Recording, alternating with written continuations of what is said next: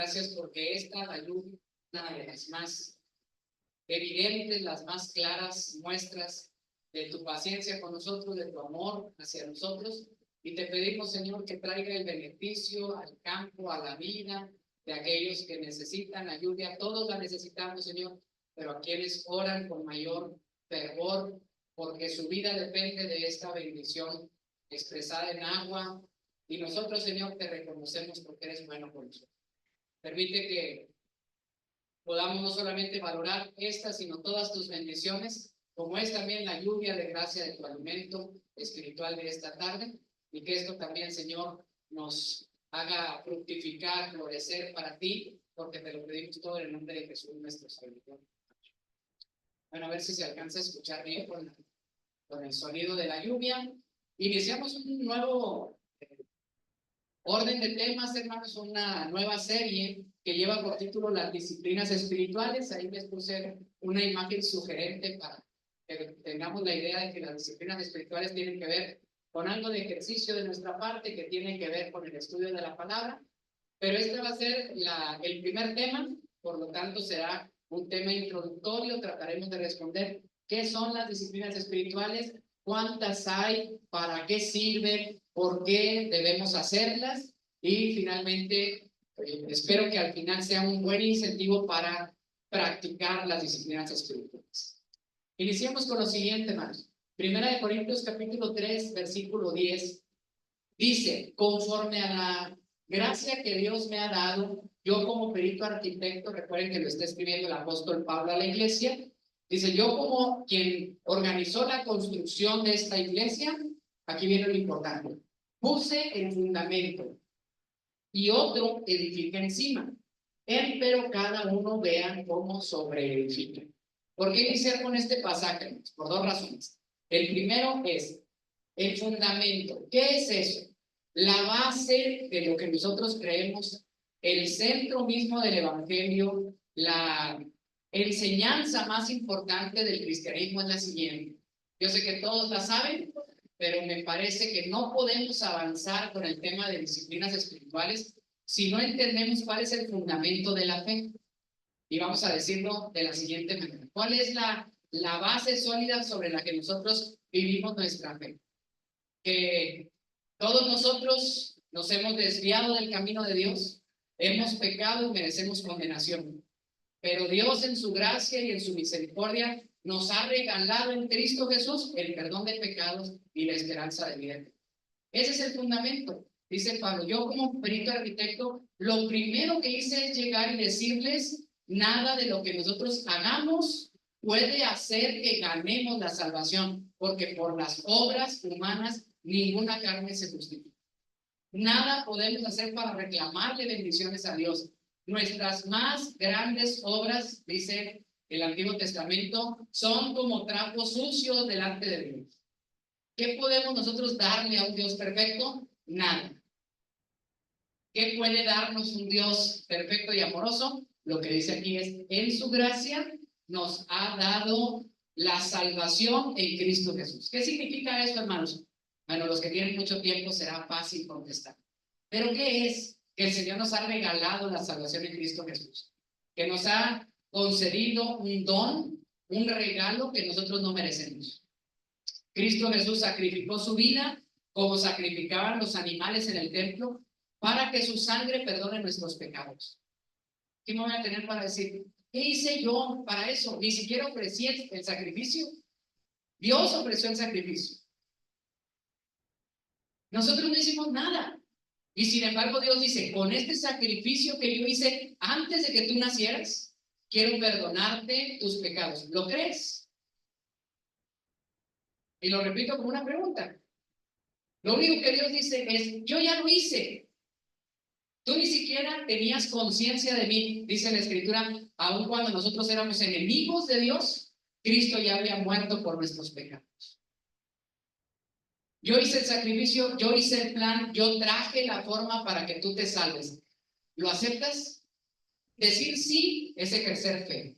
Por eso la Escritura dice que todo aquel que cree es el que tiene la oportunidad de ser salvo. No porque lo haga, no porque ni siquiera la fe sea un acto meritorio, sino que es solamente abrir nuestro corazón para permitirle a Dios hacer toda su obra. Espero que me contesten un sí fuerte si se entendió el fundamento de la fe. ¿Verdad que sí? Muy bien.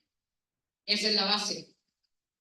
Pero la pregunta que debe venir a cualquier persona que tenga una fe genuina es, ya creí en Cristo, ya tengo el perdón de mis pecados por promesa de Dios, ya tengo la seguridad de que el Señor va a cuidar mi vida y que cuando me llame a su presencia, entonces yo voy a tener la vida eterna por su gracia y no por mis acciones. ¿Y ahora yo qué hago? ¿Y ahora a mí qué me toca hacer? Repito, todos ustedes, cualquier persona de fe que ha llegado a esta conciencia y a este conocimiento se ha hecho esta pregunta: ahora yo cómo debo portarme, ahora cómo debo responderle a Dios por su gracia. Así que a eso se refiere el apóstol Pablo con que yo ya puse el fundamento, eso es lo más importante, ese es el cimiento y la base. Y otros van a venir a edificar. Estamos hablando de otros predicadores, otras personas, hermanos que el Señor permite que enriquezcan nuestro conocimiento de Él. Pero es responsabilidad de cada uno ver cómo sobreedifica. A esto es a lo que le vamos a llamar el ejercicio de las disciplinas espirituales. Quise poner una serie de imágenes que encontré en internet. Si usted busca disciplinas espirituales, saldrán cosas como estas. Recuerden que es una introducción. ¿Qué son? ¿Cuáles son? ¿Cómo se practican? ¿Por qué son importantes practicarlas? Fíjense, esta dice que son 6 y vienen ahí cada uno de los textos. La meditación de la palabra, la memorización de ella, la oración, la autoevaluación, el desahogo y la confianza. Otra imagen dice que son 5: leer la Biblia, memorizar la Biblia, orar, ayunar y alabar a Dios. Esta también dice 5, pero fíjense cómo la encontré, como las disciplinas espirituales del danzante, un ministerio especial. ¿Qué tienen que hacer como disciplinas espiritual?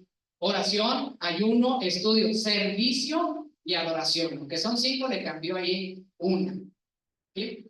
Este es muy famoso, hermanos. Hay un libro maravilloso que se llama Las disciplinas espirituales y divide las disciplinas espirituales en 3 tipos: internas, las que tienen que ver con mi yo; meditación, oración, ayuno y estudio, yo; las que tienen que ver con el prójimo, cómo me debo de disciplinar. Me debo disciplinar en la sencillez, en el retiro, en la sumisión y en el servicio. Y también me debo de unir a otros para hacer disciplinas espirituales colectivas, como la confesión, la adoración, el asesoramiento y el gozo. Esa es una estructura más amplia, la podríamos haber tomado, pero tomamos una para esta serie de predicaciones que están divididas en 2 tipos: disciplinas espirituales negativas, no porque signifique que sean malas, sino de negación. ¿A qué le digo yo que no? Me tengo que disciplinar para evitar, para negarme a. Me debo de evitar pensar en otras cosas y educar mi mente, la meditación. Disciplinar mi cuerpo, el ayuno. Disciplinar mi vida, simpleza, soledad, sumisión y confesión. Esa va a ser la primera parte de nuestras predicaciones. Tienen que ver cómo me disciplino yo a mí mismo. Y luego entraremos a las disciplinas espirituales positivas, es decir, a las que le decimos que sí, las que yo tengo que actuar: oración, estudio, servicio, adoración, celebración y guía. Espero que su desarrollo en cada uno de los sábados sea enriquecedor para ustedes. Voy a tomar un minuto en esta parte para decir: siempre que nosotros venimos al Señor, creemos, nos preguntamos, ¿ahora yo qué tengo que hacer?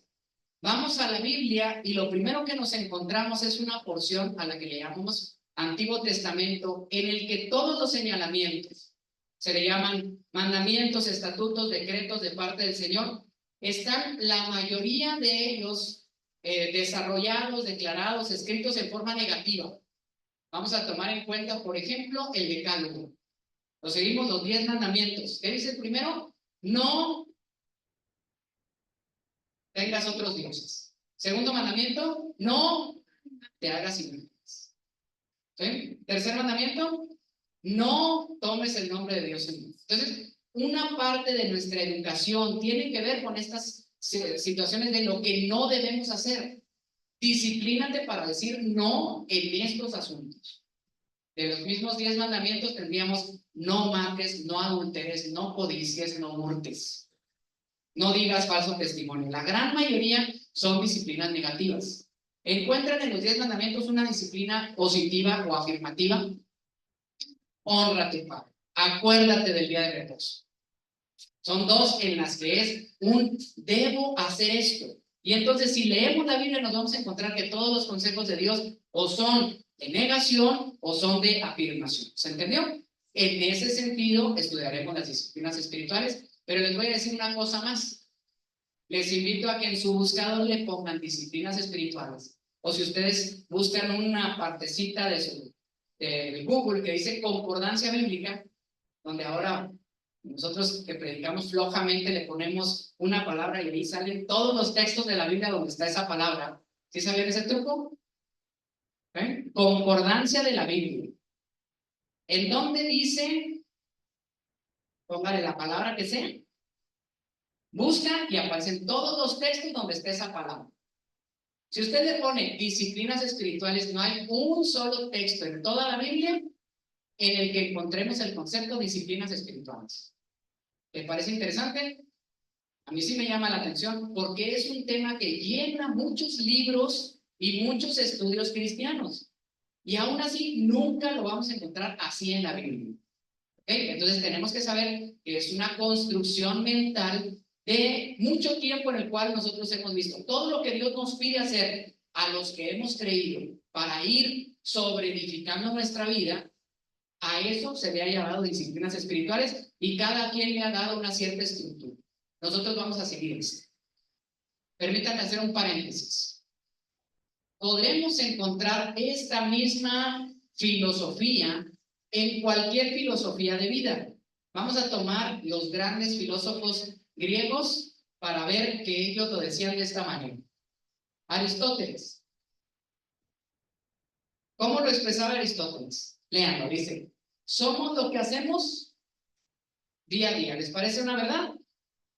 Somos lo que hacemos día a día. De modo que la excelencia no es un acto, sino un acto. Así que si yo me disciplino a hacer cosas buenas todos los días, entonces creo un hábito y eso es lo que me conduce a la excelencia. Así lo dijo Aristóteles. ¿Cómo lo escribe Platón? Platón dice: la primera y mejor victoria es conquistarse a sí mismo. Y para conquistarse a sí mismo, entonces nosotros debemos de disciplinarnos. Ese es el acto que nos va a llevar a la primera victoria, que es conquistarte a ti mismo.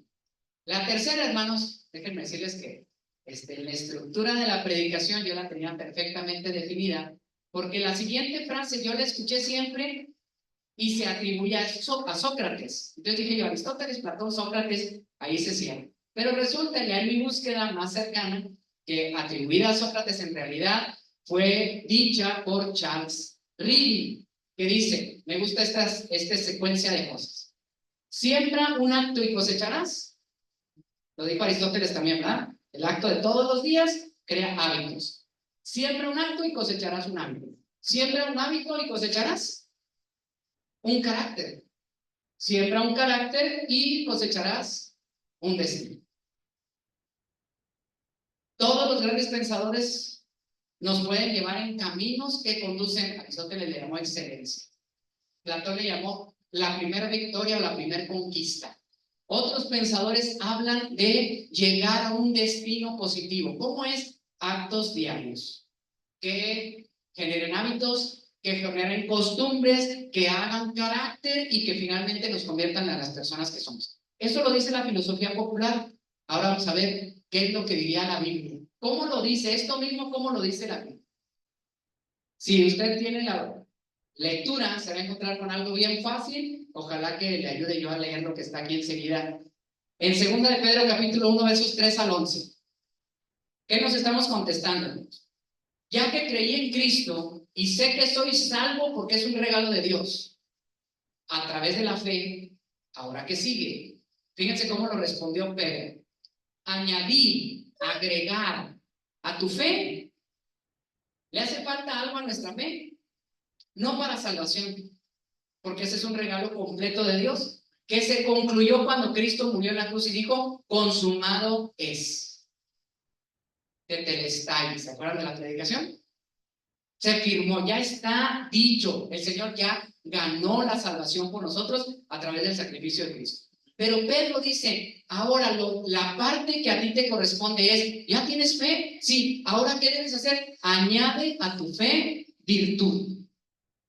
Es decir, cosas buenas, actos buenos de todos los días, buenas obras. Efesios 2 dice, para buenas obras las cuales Dios preparó para nosotros de antemano desde antes de la fundación del mundo. Creemos, ahora debo hacer cosas buenas. Agrega a tu fe virtud. Pero a la virtud debes agregar conocimiento. Hay muchas personas que hacen cosas buenas, pero no entienden por qué las hacen. Y entonces el destino se empieza a poner borroso. Yo tengo que saber que lo que hago es bueno porque tiene un sentido, porque tiene un porqué y un para qué. Lo estudio, le agrego a mi fe virtud, pero a la virtud le agrego conocimiento. Al conocimiento, hermanos, hay que agregarle dominio propio. El dominio propio, ¿se acuerdan quién lo dijo? Platón. Es la primera conquista del ser humano. Ya creí en Cristo. Ahora hago cosas buenas todos los días. Estudio sobre esas cosas buenas para hacerlas con pleno conocimiento y luego eso va a permitir que yo domine mis propias pasiones, que discipline. ¿Qué debo disciplinarnos? ¿Qué debo ejercitar? Mi mente para pensar lo correcto, para estudiar lo adecuado. ¿Qué debo de disciplinar? Mis ojos para no ver negativamente, para no ver lo que no debo, para no codiciar lo que no tengo que codiciar, para ver lo que es conveniente. Tengo que disciplinar mi boca para quedarme callado cuando me tenga que quedar callado, para decir las cosas cuando las tenga que decir. Tengo que disciplinar mis manos, mis piernas, tengo que disciplinar mis sentimientos, tengo que disciplinarme a mí mismo y a eso le llamamos dominio propio. Al dominio propio se le, no voy a alcanzar a ver la paciencia, debe decir, me acordé cómo lo dice. Ya estoy dominándome a mí mismo. Hermanos, no va a ser fácil y nos vamos a equivocar muchísimas veces. Pero el ejercicio de todos los días, agregado con conocimiento, con dominio propio, me tiene que ejercitar otra parte importante en la disciplina espiritual, que es la paciencia. No vamos a tener resultados rápidos. Va a ser momentos en los cuales vamos a tener que trabajar mucho y no ver resultados. Y quizás un avance, y quizás un retroceso, y quizás otra vez un reiniciar. Necesito también ejercitarme en la paciencia. Y a la paciencia le tenemos que agregar piedad. A veces no comprendemos muy bien el término de piedad. Piedad significa devoción, amor por Dios, pasión por Dios. Ayúdenme a darme el seguimiento entonces completo. ¿Qué debo hacer ahora que creí? Hermano, pórtate bien. Palabras de mamá, de abuela. Mijo, pórtese bien. Segundo, estudia. Aprende. Agrega conocimiento. Y después del conocimiento, domínate a ti mismo. Y luego, después del dominio propio, paciencia. Y luego, amor por Dios, piedad, pasión por el Señor, devoción a Dios, para que los últimos dos escalones sean amor al prójimo o amor fraternal. Y finalmente, el amor que sobrepasa todo entendimiento. Si nosotros vemos que la vida del cristiano será un avance, les recuerdo el primer texto que proyecté, ya puso alguien el fundamento en nuestra vida y ese es el más importante. Cristo murió por nosotros y yo lo creo. Ahora, mire cada uno cómo sobreedifica. Esta es una disciplina de cada quien. Cada quien debe ser responsable de cómo va creciendo. Recuerden que las acciones de todos los días forman el carácter y el carácter forma el destino. Recuerden que la primera gran victoria es dominarnos a nosotros mismos. Por eso la Biblia dice, añade a tu fe virtud y a la virtud conocimiento y al conocimiento dominio propio y al dominio propio paciencia, y a la paciencia piedad, y a la paciencia amor fraternal, y al amor fraternal amor. ¿Qué dice la Biblia? Primera de Pedro capítulo 2 versículo 2. Dice, desead como niños recién nacidos la leche espiritual no adulterada, para que por ella crezcáis para salvación. No significa para alcanzar la salvación o para lograr por nuestro propio esfuerzo la salvación, sino crecer en la salvación significa que yo pueda vivir mejor mi salvación, que yo pueda entender de mejor manera la salvación, que yo pueda dimensionar mejor la bendición que significa ser salvos. ¿Sí se entiende? ¿Cómo puedo crecer? Deseando como niño recién nacido la leche espiritual no adulterada. Voy a recordar la primera vez que Mari Carguay hacía cuando nació, y todas las mamás se van a acordar de esta parte. Nunca había visto yo a un niño recién nacido buscar el pecho de su madre, y me pareció sumamente sorprendente, increíble, con una vehemencia que lo buscan, y como si en eso les fuera la vida. Yo creo que en eso les va la vida, es lo único que deben hacer, como si alguien les hubiera enseñado, pero como si fuera ganar la medalla de oro. Y no hay momento, no hay respiro. Así deberíamos de desear la leche espiritual. Leche espiritual. O sea, de poquito, hermanos, para que podamos crecer. Si nosotros nos mantenemos con ese mismo deseo que un niño pequeño busca la leche materna, entonces vamos a crecer en la salvación. Tercer texto, ¿cómo lo dice la Biblia? Puse a una corredora porque el ejercicio es un magnífico ejemplo. Pablo, a la hora de escribir a Corintios, está pensando en ellos que eran griegos, que eran vecinos de los atenienses, donde se hacían cada año las Olimpiadas. Y los luchadores eran los grandes héroes. Idolatraban como ahora se idolatran los futbolistas. Y les contesta lo siguiente el apóstol Pablo: todo aquel que lucha en el circo, los que luchan en las Olimpiadas, ¿qué tienen que hacer? De todo se abstienen. Ponemos un ejemplo cercano: cualquier deportista de élite, ¿de qué debe abstenerse? De vicios, no puede desvelarse hoy, no puede ir a la fiesta, debe comer muy bien, comer a sus horas, a lo mejor muchas veces, a lo mejor pocas veces, nutriólogo, tiene que salir a correr. Yo pienso mucho en los boxeadores, creo que son de los que deben ser más disciplinados. Se levantan, corren 5 kilómetros, vienen, desayunan, se van al gimnasio, dan cuerda, abdominales, y luego van y comen otro poquito, y luego el ring, y luego minutos de sparring, y luego van y se duermen temprano, y otra vez. Por 3 meses, por 6 meses, casi un año para pelear. 3 minutos cada round. De todo se abstienen. Ellos, para ganar una corona corruptible. Tenía un ejemplo, por eso me acordé de los boxeadores. El más grande de todos los tiempos, según los expertos del boxeo, es Mohamed Ali. En una entrevista, el personaje muy carismático, le preguntan: ¿qué es lo más difícil del entrenamiento del box? La cuerda, la pera, el saco, ¿qué es lo más difícil? Y voltea y se sonríe a la cámara y dice: lo más difícil es negarse a las mujeres y a la fiesta. Si logras eso, tienes gran éxito asegurado.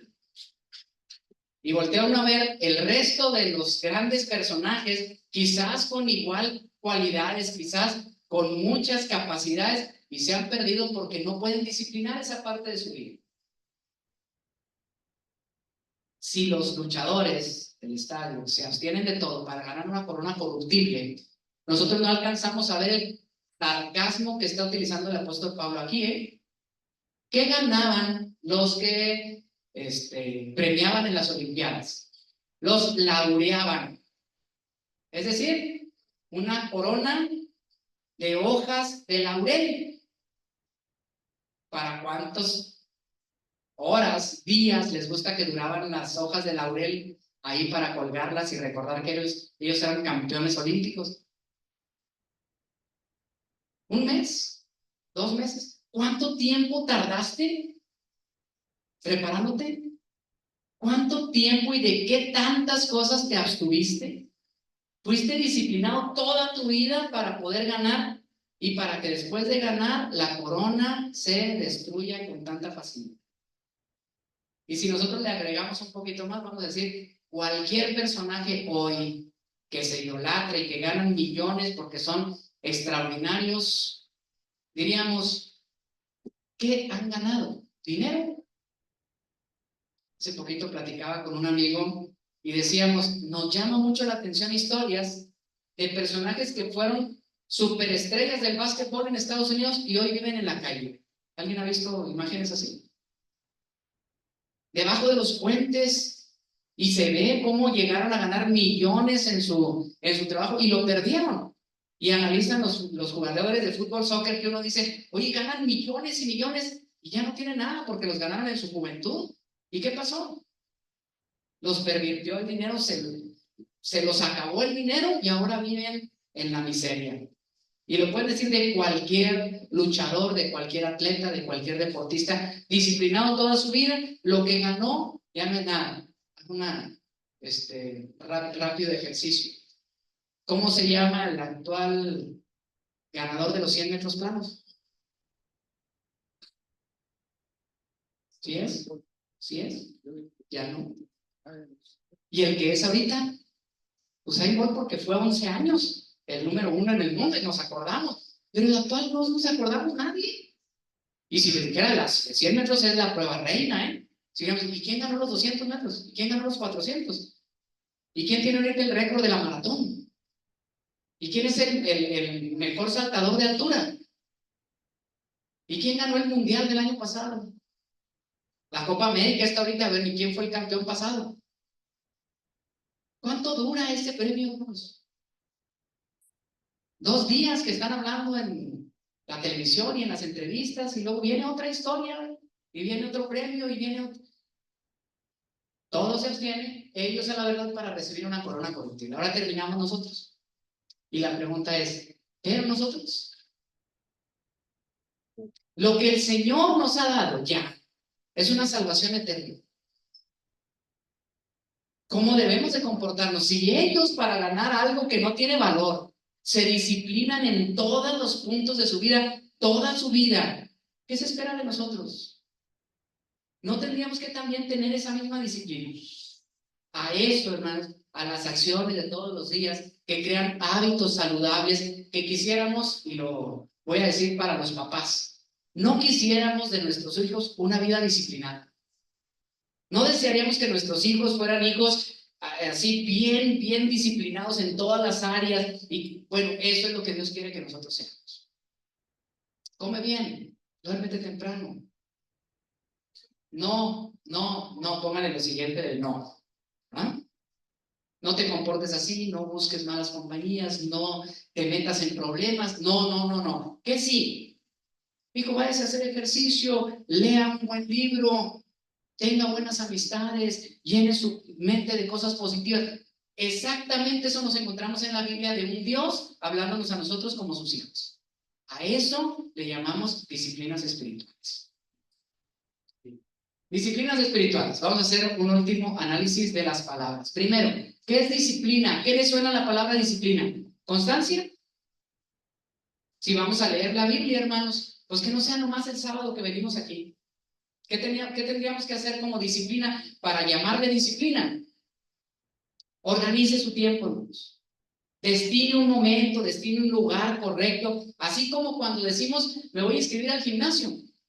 Ay, perdón por la pedrada para los más jóvenes, pero hay quienes dicen, es el gimnasio y es la hora y es el momento de estar ahí. Y no puedo faltar.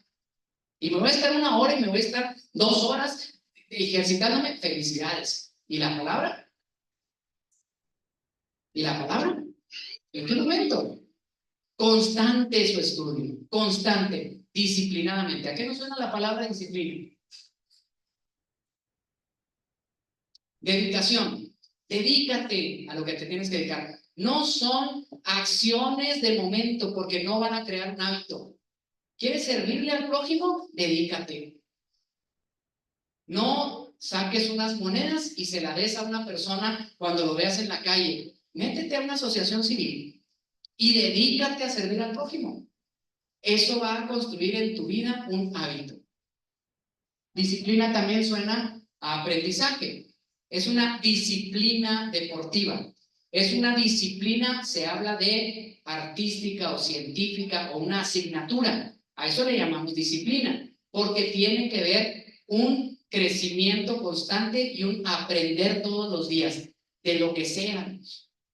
Si vamos a estar hablando de orar, ¿cómo aprendemos a orar? Lo voy a decir en dos términos, amigos. Los que más estamos aquí, tomemos la responsabilidad de que todos los que vienen y nuestros hijos aprenden a orar por imitación. Sería bueno que nos disciplináramos a orar, porque si nuestros hijos nos ven orar, así es como van a aprender a orar. Si usted le dice a una persona recién llegada a la iglesia, hermano, ¿oras? Al principio va a decir, no, y cuando se anime a orar, va a utilizar las mismas palabras que oyó a sus hermanos las primeras veces que vino al templo. Pero tenemos que aprender a orar para ir creciendo en esa disciplina. Última palabra a la que nos suena disciplina, esfuerzo. Que lo que hacemos para el Señor nos permite ir creciendo y para crecer necesitamos esforzar. ¿A qué nos suena espirituales? Pues a devoción. Si yo voy a ejercitarme, no es egoístamente para sentirme mejor yo. ¿Lo repito? No voy a estudiar la palabra para que los demás digan, ¿y cuánto sabe el hermano? No es egoísmo ni es presunción. Nos debe mover la devoción, el amor a Dios. Yo quiero aprender lo que es el verdadero ayuno y practicarlo porque amo al Señor profundamente.